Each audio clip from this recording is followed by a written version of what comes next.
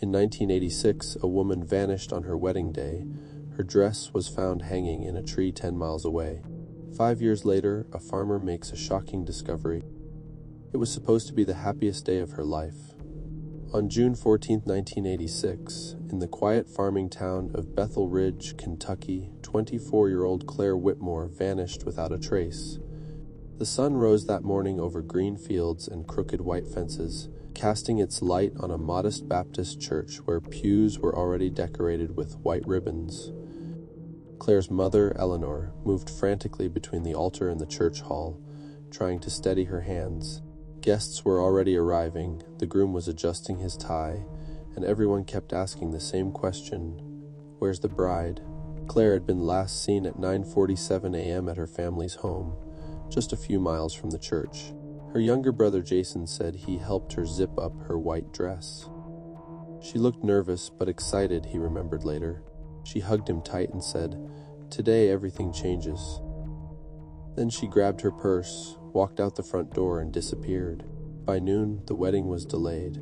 By 2 p.m., the police were called. Her fiancé, Mark Halwell, was pacing the church parking lot, his face pale. Claire wasn't the kind of person to get cold feet. Not her. She was dependable, sweet, no enemies, a school teacher with a clean record and a quiet life. Within 24 hours, the search was official. Volunteers, dogs, helicopters. Miles of cornfields and dirt roads scoured. 3 days later, something was found, her dress. It was hanging in an old oak tree on the outskirts of Barrow Farm, 10 miles from the church. Pristine white lace tangled in branches 15 feet off the ground. No blood, no tears, just the dress swaying in the breeze. The shoes were never found.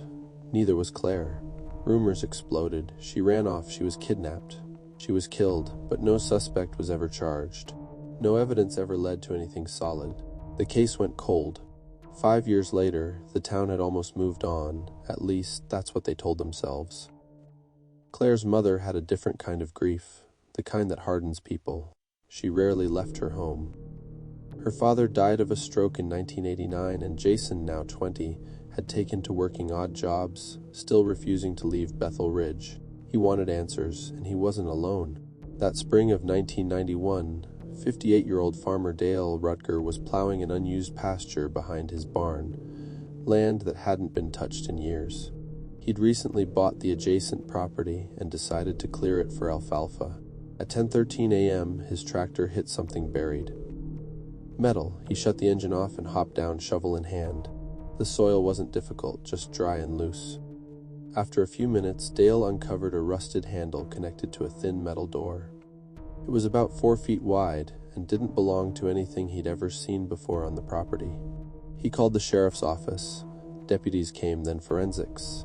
The door led to a shallow underground room, concrete walls, maybe 10 feet long, and what they found inside would keep Bethel Ridge talking for generations. But let's not go there yet, let's go back. Bethel Ridge in the early 1940s was a very different place. People knew each other's names, but not always each other's secrets. Claire's grandmother, Ruth Whitmore, had been a force of nature in those days. She ran the general store, the post office, and had an opinion on everything from corn prices to proper dress length. She married a man named Lester, a decorated World II veteran who returned from overseas with a wooden leg and a haunted stare. They settled on the same piece of land Claire would later grow up on. Ruth had 3 children, but it was her youngest, Eleanor, who inherited her stubborn streak. Eleanor never spoke much about her parents.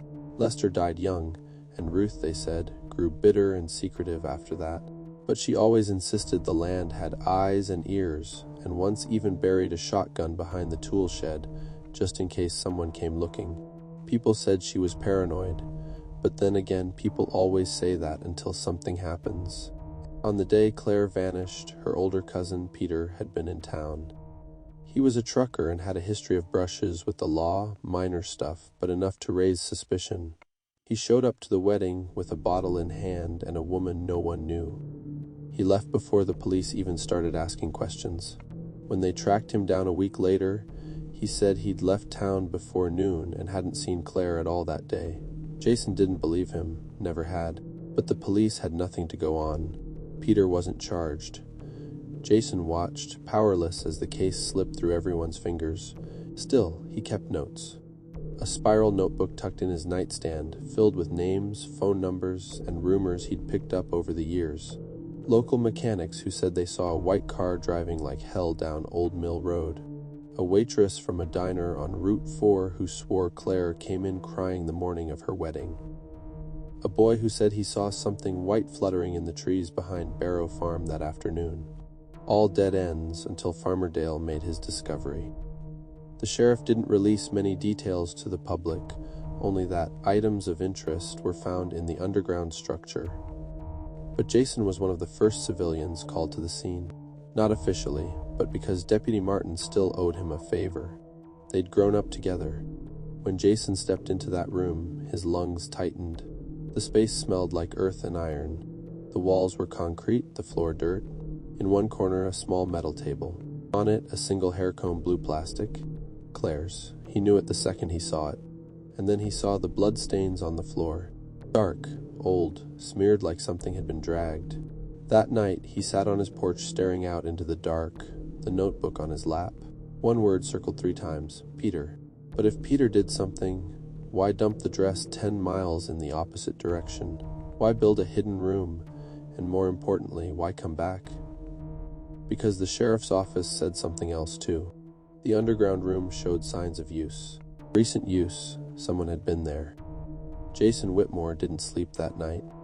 After walking out of that underground room, the air around him had changed. For 5 years, he had begged people to take his sister's disappearance seriously. And now, here it was, a forgotten sealed space buried under the soil, with Claire's comb sitting like it hadn't moved in years. By sunrise, he was back at the sheriff's office. I need to see everything, he told Deputy Martin. The deputy looked uncomfortable. Jason, it's an ongoing. She was my sister, Jason said flatly. That's all the reason I need. Martin sighed, then slid him a copy of the inventory list. Nothing else in there, no IDs. No prints, but there was blood. A lot of it, dried into the floor. We're sending it to the lab, but what? It's old? Maybe too old. Jason took the list, his eyes scanning every item. The comb, a scrap of fabric, possibly from a white shoe, and a cracked mirror propped against the wall inside. No sign of forced entry. Whoever used that room wanted it hidden. Do we know who built it? Jason asked. Martin shook his head. The property used to belong to a guy named Henry Barrow back in the 60s. Died in a house fire. Nobody touched the back half of the land after that. Jason's eyes narrowed. Barrow? Same Barrow as the farm where they found Claire's dress? Martin raised his eyebrows, then frowned. Could be. Never thought of that. Jason didn't wait for more. He was already on his way to Barrow Farm. The farmhouse was still standing, barely. The white paint had peeled off in strips, and half the roof had caved in. Vines clung to the walls like veins on dead skin. Jason pulled his truck to a stop and stepped out. The place was quiet, just the breeze and the buzz of distant flies. He wasn't alone, though. A rusted blue pickup sat behind the barn, and next to it, a man with thinning red hair and a rifle resting across his knees. You lost? The man asked without looking up. No, just curious, Jason said. You live here? The man squinted. It's mine. Bought it last year, fixing it up. Jason nodded. Name's Jason Whitmore. My sister disappeared in 1986. They found her dress on one of the trees back there. I know, the man said quietly. Whole damn town knows. Jason glanced at the rifle. You expecting trouble? You ask a lot of questions for a guy I don't know. Jason smiled without warmth. People don't go missing for no reason. The man looked at him for a moment, then lowered the rifle. I'm just watching my back. Some kids came through here last month, broke a couple windows. I figured a gun might scare the next ones off. Jason walked around the truck and peeked into the barn. Rusty tools hung from the wall, chains. A shovel. He felt something in his gut twist. You ever find anything buried out here? He asked. The man didn't answer. Later that afternoon, Jason went to the town archives. The records weren't digital. This was Bethel Ridge. He spent hours flipping through land deeds, old tax forms, and newspaper clippings. Finally, buried in the back of a folder from 1967, he found a name he didn't recognize, Dean Cutler. Cutler had been a handyman, hired by Henry Barrow in '67 to help build a storm shelter. A neighbor had filed a noise complaint back then about concrete being poured at night. Kept my kids awake for 2 weeks, the note read. No further information. Jason copied the address and headed out. The Cutler place was about 30 minutes out of town, an old trailer parked behind a field of overgrown weeds. The man who answered the door looked older than time itself. Wrinkled skin, shaky hands, thick glasses. "Mr. Cutler?" Jason asked. The old man nodded slowly. "Depends who's asking. I'm not the law," Jason said. "My name's Jason Whitmore. My sister went missing 5 years ago. I think you might have built something for Henry Barrow a long time ago." Dean Cutler scratched his chin. "I ain't touched a trowel in years." "I believe you. But back in '67, did you help build an underground room on Barrow's property?" Dean looked past Jason, out toward the horizon. "You're digging through the wrong kind of dirt, son." Jason stepped forward. "Just tell me what you remember." The old man hesitated, then shuffled over to a cupboard and pulled out an old photo album. From the back pocket, he took out a single folded page, a hand-drawn blueprint. Jason stared at it. A square room, 4 walls, 1 metal door, a small steel drain in the center. "This what you built?" Jason asked. Dean nodded. "Barrow told me it was for food storage." "But why would you need a drain in the middle of a food room?" Jason's stomach turned. Did anyone else know? Dean looked at him, then shook his head. "Only him. He paid me cash, told me to keep it quiet." "I did, and I never went back." Jason folded the blueprint and left. That evening, he returned to the sheriff's office and demanded to see the report again. This time, he noticed something odd. Under date of concrete pour analysis, it listed, estimated between 1965 and 1969, exactly the time Dean said he built the room. Jason stared at the report. His heart was pounding. It wasn't just that the room had been built decades ago. It was that someone had kept it hidden, actively, deliberately, and it hadn't been empty. The blood was only the beginning. Forensics found fingerprints on the mirror. 2 smudged to run properly, but clearly newer than the original structure.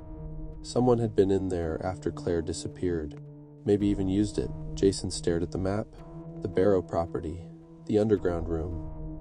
The tree where the dress had been hung. The direction didn't make sense. Unless someone had tried to throw the search the wrong way. He remembered something else now. The white car. The one a mechanic had mentioned years ago, driving fast down Old Mill Road, the road that didn't lead to the Barrow property, but ran behind it through a field gate most people forgot existed. Jason picked up the phone and called the mechanic. "This is Jason Whitmore. You remember that car you saw in '86? "Yeah," the man replied. "White Crown Vic, drove like the devil." "You ever see who was driving?" There was a pause. "No." "Someone was in the back seat.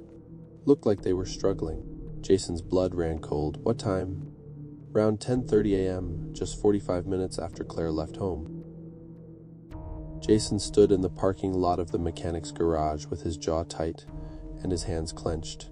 The words kept echoing in his head. Someone was in the back seat. Looked like they were struggling.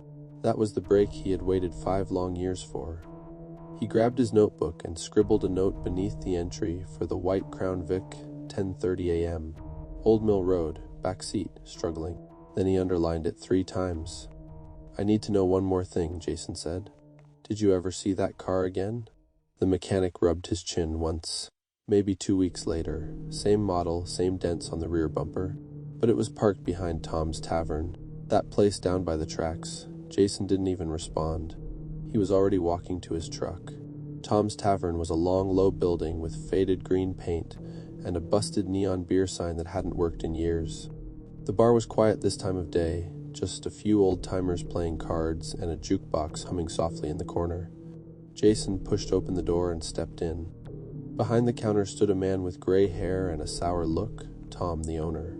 "I need to ask you about a White Crown Vic," Jason said as he walked up. Tom raised an eyebrow. "That's not how you say hello." Jason wasn't in the mood. "Did a car like that come through here in June '86? Parked out back?" Tom leaned back, staring at Jason. "A lot of cars park out back. Why?" Jason stared him down. "My sister disappeared that week. Someone saw that car here, and I need to know who was driving it." Tom looked at the floor for a moment, then stepped around the bar and grabbed a dusty box of receipts. "Only reason I remember," he said, "is because the guy came in here throwing cash like it was raining. Left a $50 tip on a $12 bill." He pulled out a slip. "There, June 19th, 1986. Paid in cash, signed the tab. Name was Mitch Caldwell." Jason's heart skipped. That name meant something. It clicked a memory loose. He flipped his notebook open again. On a list of Claire's college friends, there it was. Mitch Caldwell, an old flame. Jason wasted no time. He headed straight for the town records office. The woman at the desk barely looked up as he walked in. "I need a current address for Mitch Caldwell," he said. She typed the name in slowly. Last known was outside Boone Creek. Works part-time at an auto yard, no phone number listed. Jason didn't even sit down. "What's the address?" He drove the 2 hours in silence, the weight in his chest growing heavier the closer he got. Boone Creek was a rugged little town surrounded by tree lines and rusted fences. He found the auto yard just off Route 47, a patch of dirt surrounded by crushed cars and a trailer office. Jason parked and walked up. A man stepped out of the trailer, wiping grease from his hands. Tall, maybe in his 40s, beard thick and wild. The moment their eyes met, Jason knew it was him. "Mitch Caldwell?" Jason asked. "Who's asking?" "Jason Whitmore, Claire's brother." Mitch stiffened but didn't flinch. Didn't expect to hear that name again. Jason moved closer. She disappeared on her wedding day. They found her dress in a tree. "And someone saw your car, leaving town the day she vanished." Mitch scoffed. "That was 5 years ago." "I don't care how long it's been," Jason said, voice low. "Tell me where you were." Mitch took a step back, hand resting near his belt. "I didn't take her, if that's what you think. You were in town. You used to date her." "We broke up 2 years before that," Mitch replied. "And yeah, I was passing through. I didn't know she was getting married. I didn't even know she was still in Bethel Ridge." Jason didn't believe a word of it. He reached behind him and pulled out the old photo of the white Crown Vic with the same plate number. "Your car was seen at the tavern after she vanished." Mitch's eyes flicked to the photo. "I sold it?" "When?" "Week after I left Bethel Ridge." Jason didn't move. "To who?" Mitch hesitated. "Didn't get a name, just cash." Jason stepped forward until their faces were inches apart. "You know something, and if you don't start talking, I swear I'll drag you back to Bethel Ridge myself." Mitch's eyes narrowed. "Look, maybe I did see her, day before she vanished. She came to me, said she was scared. Didn't say why, just asked for a ride. Said she needed to get away." Jason's heart pounded. "Did you take her?" Mitch shook his head. "She changed her mind last second, got out of the car, walked off near Barrow Farm. I thought she was going back home." Jason stared at him. "Why didn't you come forward?" Mitch's voice lowered. "Because when I drove off, I saw someone else pulling up near the edge of the trees. Black truck, no plates, guy in a ball cap. Never saw his face." Jason took a deep breath. "That's the last time you saw her?" Mitch nodded. "Swear on it." Jason didn't thank him. He just turned around and got back in his truck. His mind was racing. Claire didn't run. She was scared. Someone had been following her, watching her, and maybe someone she knew. Back in Bethel Ridge, Jason returned to the sheriff's office. Deputy Martin met him at the door. "We got the results," Martin said. "Blood in that room, it's Claire's. Matched her toothbrush." Jason felt his knees wobble. "And there's more," Martin continued.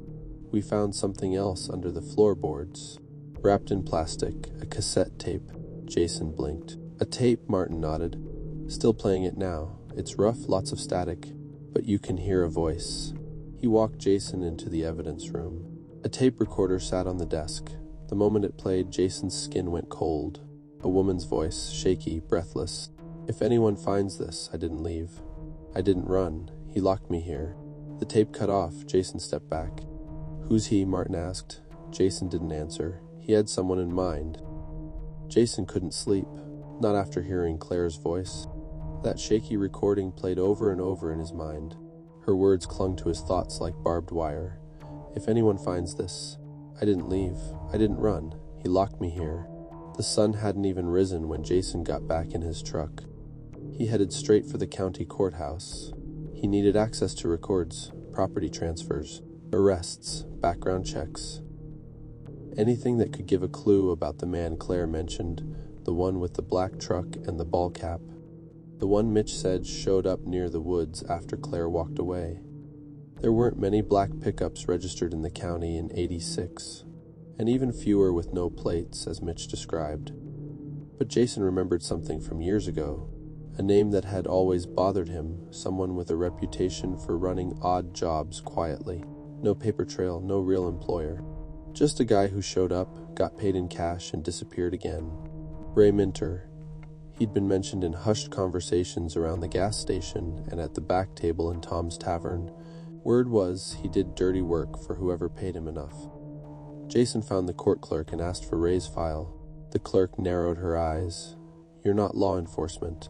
Jason pulled out the cassette tape. "This voice belongs to my sister. She disappeared 5 years ago.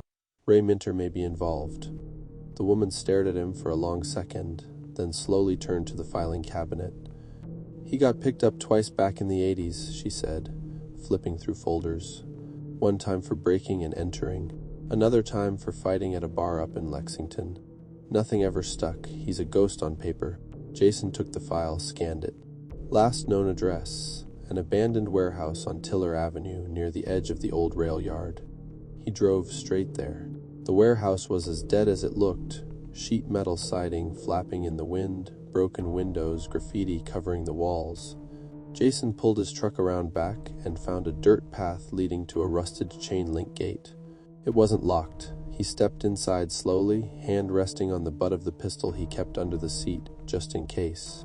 The warehouse smelled like mold and oil. In one corner he saw signs of life, crushed beer cans, a mattress on the floor, old army boots nearby, and next to them a ball cap. Jason's heart kicked up. He walked over, reached down, and picked up the cap. Inside, in faded ink, were the letters RM scribbled under the brim. He turned around and heard the sound of gravel crunching outside. Someone was coming. Jason ducked behind a stack of crates just as a shadow crossed the doorway. Boots stepped inside. A man's voice muttered under his breath, low, hoarse. Then he froze. "I know someone's here," the man said. Jason gripped his pistol. He didn't want to shoot anyone, but he wasn't about to die in an abandoned warehouse. The man moved closer. Jason stood up slowly, weapon at his side but pointed toward the ground. "I'm not here to fight," Jason said. "Just want to ask some questions." Ray Minter, if that's who it was, turned. He was wiry with a hard face and a scar over his eyebrow. He looked like a man who'd been punched more times than he'd slept. "You Whitmore?" he said. Jason nodded. "You know me," Ray sniffed. "Small town. People talk." Jason held up the ball cap. "Yours?" Ray glanced at it, then shrugged. "Used to be." "Where were you June 14th, 1986? Ray tilted his head, smirked. "That's a long time ago. You were seen near Barrow Farm. Same day my sister vanished. You were driving a black truck, no plates." Ray stepped forward, the smirk fading. "You think I took your sister?" Jason didn't answer. "You think I killed her?" Jason's hand tightened on the grip of his gun. Ray scoffed. "Let me guess. Caldwell told you I was there?" Jason didn't flinch. "I was hired," Ray said. "Paid to watch someone, follow him. That's all." "Who hired you?" Ray shook his head. "No name, cash in an envelope. Said the girl had cold feet. Wanted to be sure she didn't bolt before the wedding." Jason's jaw clenched. "That doesn't make sense." Ray leaned in. "She didn't run. She met someone in those woods. I watched it. Black car pulled up. She got in." Jason's stomach dropped. "You saw who was driving?" Ray hesitated, then shook his head. Car had tinted windows, didn't see a face. But it was no stranger. Jason's mind was spinning. "Did you follow them?" Briefly. "They went east, through the pasture. Then I lost them." Jason took a step back, chest burning with anger. "Why didn't you say anything back then?" Ray looked at him, dead serious. "Because I knew what was coming. This town eats its own. You point a finger, you become the next story." Jason stared at him. "You're lying." Ray stepped forward. "Believe what you want, but I didn't touch your sister. And if you don't want to end up like her, stop digging." Jason walked out without another word. Back at the sheriff's office, Deputy Martin was waiting. "We traced the fingerprint smudge on the mirror in the concrete room," he said. "Partial match? Someone with a sealed juvenile record. Name won't show up in regular systems." Jason stared. Who? Martin hesitated, then handed over a slip of paper. Jason read the name, Mark Hallwell, Claire's fiancé. Jason sat on the edge of his bed that night, the name burning in his mind. It didn't make sense. Mark was the clean-cut golden boy, worked at the local hardware store, went to church, cried during every interview when Claire disappeared. But the fingerprint didn't lie. Jason got into his truck and drove. Mark's house sat at the end of a gravel road, neat, quiet. Porch light still on. Jason parked, stepped out, and walked to the front door. He knocked. No answer. He knocked again, harder. Still nothing. He looked through the side window. The living room was empty, but something caught his eye, a cabinet, slightly ajar. Inside, something shiny. Jason walked around the side of the house. The back door was unlocked. He stepped inside quietly, gun drawn, just in case. He opened the cabinet and found a revolver. Loaded, then he found a photo, Claire and Mark smiling, taken just weeks before the wedding. Tucked behind it was something else. A key and a map. Jason unfolded it, his blood turning to ice. The map had the Barrow property circled, and another location, a small cabin in the woods. No roads, no name, just coordinates. He didn't sleep that night. He sat in his truck with the dome light off, eyes locked on the coordinates scribbled on the back of the map. The ink was smudged, but the numbers were legible. Someone had drawn a dotted trail through thick woods and circled a remote patch of land about 3 miles from the Barrow property. No roads, no buildings marked, just a spot. It was past midnight when Jason backed out of the driveway and headed east. The woods beyond Barrow County were thick and quiet, broken only by the occasional rustle of deer or wind through the pines. He turned off the main road, followed a dirt trail, and parked at the edge of the tree line. The rest would have to be on foot. He grabbed his flashlight, map, and pistol and started walking. Branches clawed at his jacket as he pushed through the underbrush. Every few minutes, he'd stop and listen. No footsteps behind him, just his breath and the quiet groan of the woods. After nearly 2 hours of weaving through thick brush and rocky patches, Jason spotted it, a sliver of silver reflecting the moonlight. A tin roof. His pulse jumped. He crouched and studied the cabin. It was small, maybe 15 by 20 feet, made of old wood planks, sagging on one side. No windows on the front, just a single crooked door. He waited, no movement, no sound. Jason crept closer, gun drawn, flashlight off. He pressed his ear to the door. Nothing. He turned the knob. It creaked as it gave way. The smell hit him first, like rotten old sweat. The inside was pitch dark. He flicked on the flashlight and scanned the room. The walls were lined with shelves, most empty except for some rusted cans and glass jars. In one corner was a metal-framed bed with a dirty mattress. Chains hung from one of the posts, but it was what he saw next that made him freeze. A wedding shoe, white, mud-stained. Bent at the toe like someone had tried to kick their way out of something. Beside it, a photograph. Claire standing in her wedding dress, but this wasn't the one from the paper. This photo was different. Her smile wasn't real. Her eyes were wide, terrified. Her wrists, if you looked close, had faint marks like bruises. Jason's heart pounded so loud he could barely hear. He moved toward the back wall where something else caught his eye, a trapdoor, partially hidden beneath a folded rug. He pulled the rug aside and yanked the trapdoor open. The smell grew stronger. There was a wooden ladder leading down into darkness. Jason hesitated, then climbed down, flashlight in one hand, pistol in the other. The space below was no more than a shallow root, cellar, dirt floor, wooden beams, and shelves lining the walls. But what was on those shelves chilled him.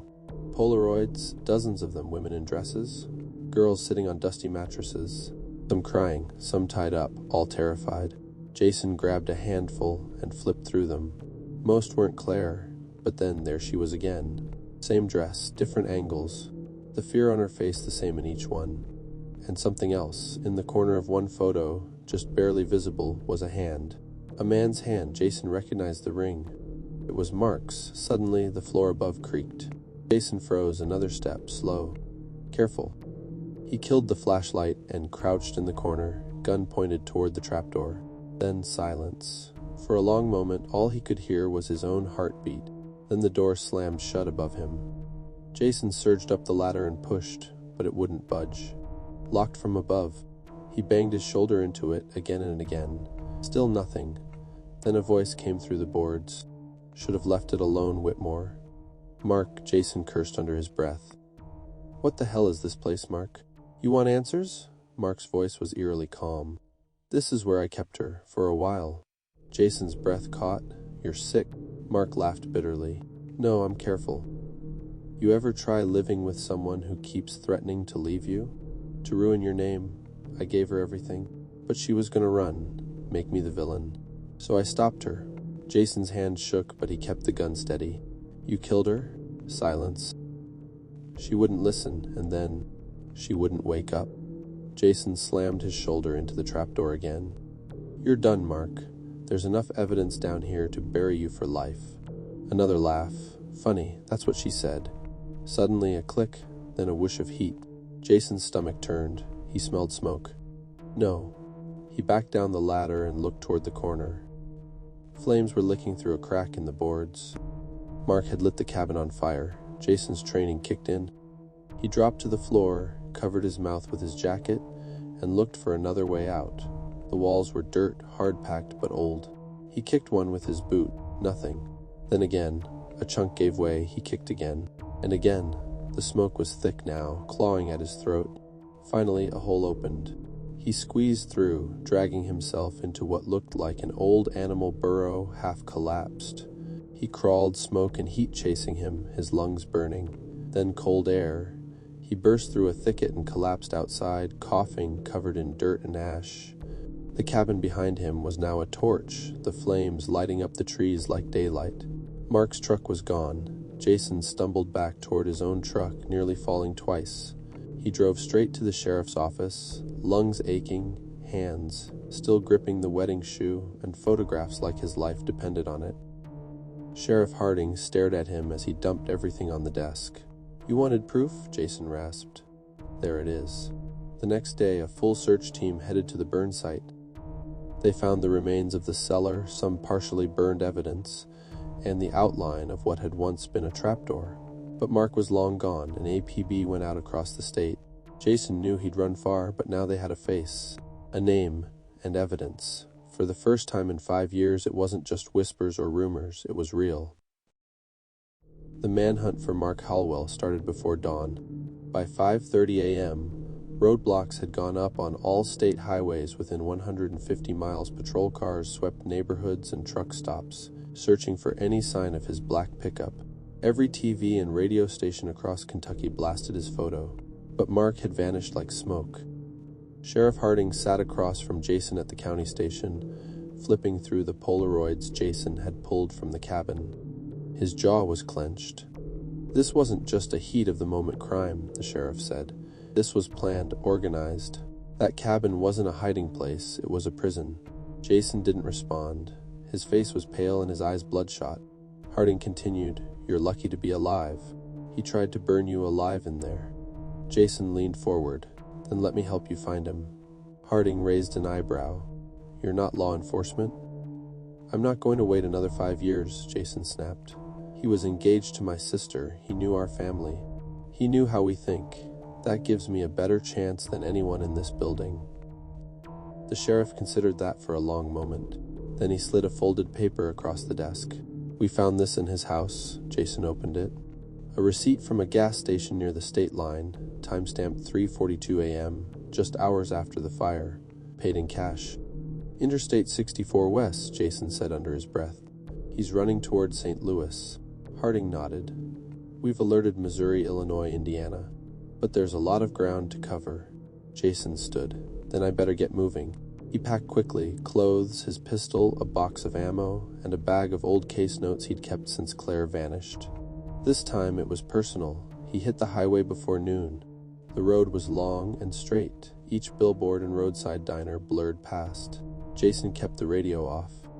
Just the hum of the tires and the sound of his sister's voice on that tape echoing in his head. At a rest stop 80 miles into Missouri, Jason pulled in to refill his tank. As he walked toward the diner, something caught his eye. A man tall, wearing a baseball cap. Limping slightly, Jason froze. The man turned just enough for Jason to see the profile of his face. "Mark." Jason ducked behind a pickup and pulled his gun. His heart thudded in his ears. He moved fast, staying low, weaving between parked cars. He caught Mark walking toward a side alley next to the diner. Jason raised the gun. "Don't move," Mark turned. His eyes locked with Jason's, and without a second of hesitation, he bolted. Jason took off after him. They tore through the alley, boots slapping against the asphalt. Mark pushed over a trash bin, forcing Jason to jump it. They broke out onto a side street behind the diner, then through a patch of overgrown weeds and down into a dry creek bed. Jason kept him in sight, closing the gap. "Mark," he shouted. "It's over." Mark turned suddenly, pulling a small pistol from under his jacket. Jason dove to the ground as a shot rang out. The bullet hit a tree inches from his shoulder. Jason fired back. 1, 2, Mark ducked and kept running. Jason scrambled to his feet and followed, reloading on the move. The chase dragged them into an old trailer park half a mile off the highway. Mark broke through the side door of an abandoned trailer, Jason just seconds behind. Inside, dust floated in the beams of sunlight cutting through holes in the roof. Mark crouched behind a counter. Jason edged forward, heart pounding, gun ready. "This ends now," he said. "No more running. No more hiding." A beat of silence, then a voice. "You think they'll believe you? You broke into my house. You're not even a cop." Jason stepped slowly into the kitchen. "They'll believe the photos, the shoe, the fingerprints, the tape," Mark snarled. "She was going to destroy me, ruin everything I built. She was never going to marry me. She didn't deserve what you did to her. She said she'd take everything. My job, my family, my name." Jason swallowed hard. "Then you should have walked away. But you didn't. You made her suffer. You locked her in a hole and left her to die." Jason moved toward the counter, carefully, slowly. Mark suddenly jumped up, gun raised. But Jason was faster. One shot rang out.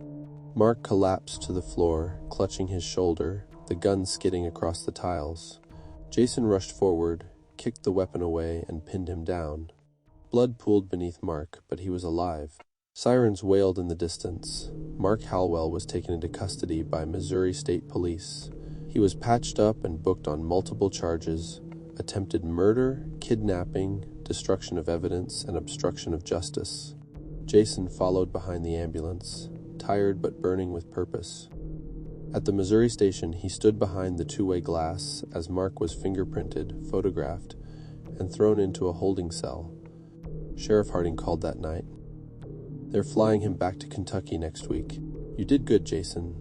"I didn't do it for good," Jason replied. "I did it for Claire," the sheriff sighed. "For what it's worth, we're one step closer." Jason hung up. The next morning, he drove to the cemetery on the east side of Bethel Ridge. The Whitmore family plot sat under a large willow tree. Claire didn't have a headstone, just a stone marker with her name and date of birth. No end date. Jason sat on the grass beside it, the morning air sharp in his lungs. "I found him," he said quietly, "and I'm not stopping until everyone knows what you went through." He pulled the tape recorder from his coat pocket, pressed play. Claire's voice crackled once more in the stillness of the graveyard. "If anyone finds this, I didn't leave." Jason stared ahead, jaw tight. Mark was in custody, but questions still remained. Where was Claire? What did Mark mean when he said she wouldn't wake up? Was she buried somewhere near the cabin? Had someone else helped him? Jason didn't have those answers yet, but he was going to find them. It was a quiet Tuesday morning when Jason received the call. "Jason," Sheriff Harding said, his voice serious, "we need you at the station. We found something." Jason was there within the hour. Harding didn't say much, just handed him a sealed envelope and led him down the hallway toward the evidence room. The place was dim, the fluorescent lights flickering slightly. "What is it?" Jason asked. Harding opened the envelope and pulled out a photograph. A body, bones mostly, found in a shallow grave behind the old fire road, the same direction Mark's map had pointed to. About a mile from the cabin, there was a piece of white fabric beside the remains, barely holding its shape. A wedding veil. Jason's throat closed. "She's been out there this whole time," he said, voice barely above a whisper. Harding nodded. The rain and forest covered most of it. "Took some kids riding dirt bikes to spot it. We brought in a forensic team. The necklace found with the body, your mom identified it." Jason leaned against the wall, stunned. Claire, his sister, gone, but no longer lost. Mark Hallwell didn't talk at first. He sat in the county jail, silent, refusing meals, staring at the wall like the outside world didn't exist. But once he saw the news coverage, once he knew they'd found the grave, he asked for Jason. "I want to talk to him," he said. "Just him." The sheriff was against it, but Jason insisted. They met in a small interview room. No cuffs, just 2 chairs, a table, and a thick pane of glass separating them from the hallway. Mark looked pale, broken. He didn't raise his head. Jason sat across from him, fists clenched. "Why?" Jason asked. Mark finally looked up. "She told me she was leaving. Day before the wedding," he said quietly. "Said she was going to tell everyone. The church, the guests, the press, make a scene." "You didn't want the embarrassment," Jason said coldly. Mark nodded. "I begged her, said we could talk it out. But she didn't care. She'd already packed her things. I drove out to the woods to clear my head. She followed me, kept yelling, kept saying I was a coward." Jason leaned forward. "So you hit her?" Mark's eyes narrowed. "I pushed her, just once. She fell. Hit her head on a rock. She didn't move after that." Jason stared at him in silence. "I panicked," Mark said. "Didn't mean to kill her. I was going to call the police, I swear. But then I remembered the room, the old bunker on Barrow's land. I thought if I had a little time I could fix it. Think straight, figure it out." "So you moved her there?" Mark nodded. "She woke up the next morning, confused. Scared, but I locked her in. I just needed time. But I waited too long. She got sick. Then she stopped talking. Then she stopped breathing." Jason's hand twitched. "You let her die." Mark didn't speak. Jason stood. "You deserve to rot in a hole deeper than the one you left her in." He walked out without another word. The trial began in early December. Jason sat in the front row every single day, watching as the court revealed photo after photo, tape recordings, maps, and finally, the forensic evidence tying Mark directly to the murder. Claire's story was told in full for the first time. The court heard the audio she left behind, the bruises, the trapdoor, the Polaroids. Ray Minter testified about the car and the strange meeting in the woods. Mitch Caldwell, broken with guilt, confirmed Claire had come to him afraid. It all pointed to Mark. When the verdict was read, guilty on all counts, Jason didn't clap, cheer, or cry. He just nodded once. Justice had taken 5 years, but it had come. Claire was buried in a full service attended by nearly the entire town of Bethel Ridge. Her grave was no longer a temporary stone. Now it bore her full name, her birthday, and the date they had found her. Jason stood there alone for a long time after the ceremony. He watched the wind dance through the trees, listened to the leaves rustle, and for the first time in years, he didn't feel lost. He had answers, he had peace. Weeks later, Jason returned to the woods.